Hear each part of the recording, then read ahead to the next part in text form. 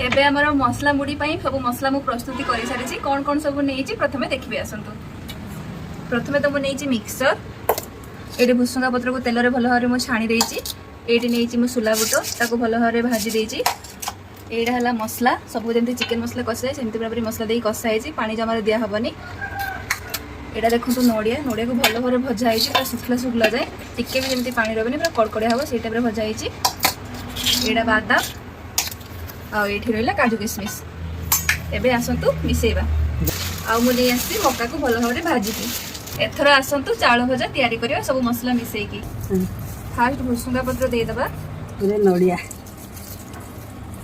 तो दे पाले नी बादाम दे दो रखा बंद मिक्सचर तो लास्ट बोला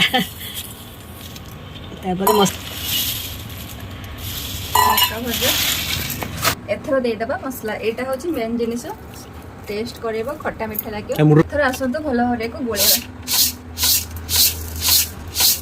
सेटार काय मुड़ी रे आगे मसला टा गुइसा